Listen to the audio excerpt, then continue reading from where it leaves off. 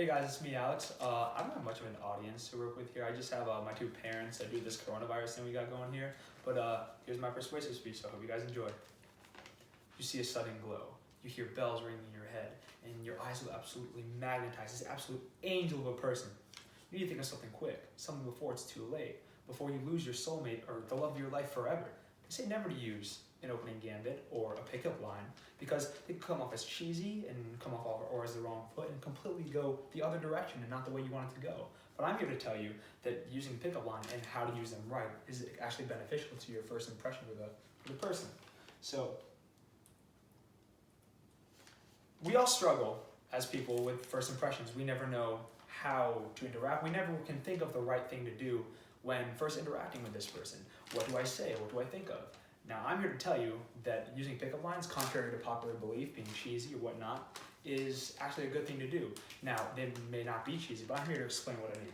So, statistics show by psychologists that 121 men and women surveyed on different styles of pickup lines, which the three different styles of pickup lines are direct, which means that they're very direct and exactly on what they want you to do. Innocuous, which is more innocent, more cuddly, just more a little shy about what they want. And there's flippant, which is the cheesy ones, the annoying ones that everyone makes fun of, the dad jokes, you know? So as it shows for statistics, men and women, there's a 17% increase in your chances for a positive social interaction, according to psychologist Ryan Wood, for men and women, for direct ones. For innocuous, more cutesy ones, there is actually a 38% increase. But flippant, you actually get a negative 49% decrease in your interaction with the person, so it could go way wrong.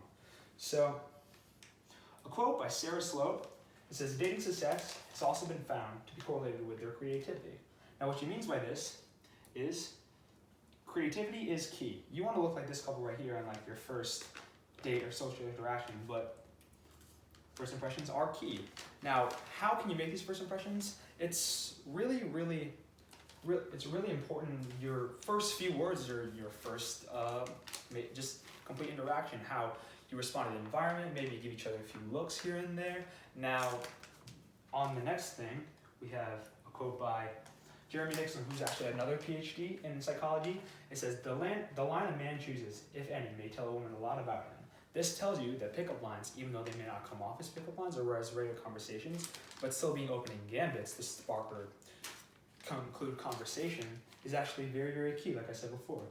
Now, we never want our interactions to go like this, because we may think it goes really right in our head, but it really could go downhill. We never want them to go not how we imagine in our head and plan it out beforehand. So, how do we do this? I'm going to tell you. Here's the do's and don'ts of using pickup lines. Some of the don'ts are, you never be annoying, arrogant, or disrespectful, and never be cheesy. What I mean by this is, you would never do this with a regular interaction with anyone, much less someone that you'd want to attract for a mate or something. So, being annoying is just turning even like your friends off. You never want to do that. Arrogant, you don't want to come off as too cocky or too full of yourself, because that's just, no one wants to be around a person that only cares about themselves. Disrespectful. That's in all interactions. And then the cheesy ones, like the ones just fell off the sky, angel, no. You never want to do anything like that, because we all heard it. We've heard every single one of those. And every iteration is just a big turnoff in everyone's head, no matter what gender. Now some of the do's. One of the biggest things is honesty. And we're going to go into the 3 C's later, which are actually cool, calm, and confident. But honesty is just literally the biggest thing here. So Brittany Risher, who's another psychologist, and she actually talks about first impressions and interactions with people. Honesty is the number one most important thing. You want to be true to yourself. Don't talk like you're not yourself. Don't act like you're not yourself. And don't say something that's not true about yourself. You want to be you, because you're the one that wants to interact with this person. And at the end of the day, this person may or may not want to interact with you. Now, being creative. You need to be original. That's part of being honest and being you. You need to maybe say something they never heard before, something that maybe you just thought of yourself. So being funny always helps with your interaction with people. Comedy, just making people smile, makes people happy and makes people more generally able to like you. And adapting to the environment. Let's say things start to go downhill. You say something wrong, she says something wrong, you need to be able to look around, maybe analyze the situation and adjust the conversation based off what's going on. So you could adjust the track of where your conversation's going. Now, we talked about the 3 C's again before: cool, calm, and confident.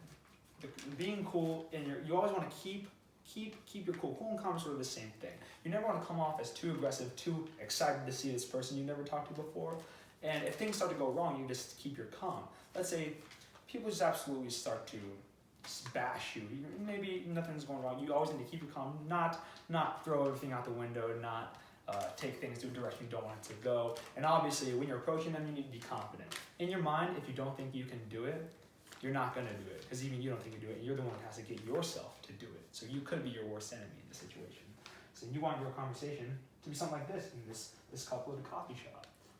Now, Justin Miller, who is another PhD in psychology, a simple hello is likely to open far more doors than an innuendo. Innuendo meaning an opening gambit. So honestly, you could just say hello to this person. Just how are you doing? It doesn't have to be a special opening gambit, though it does help.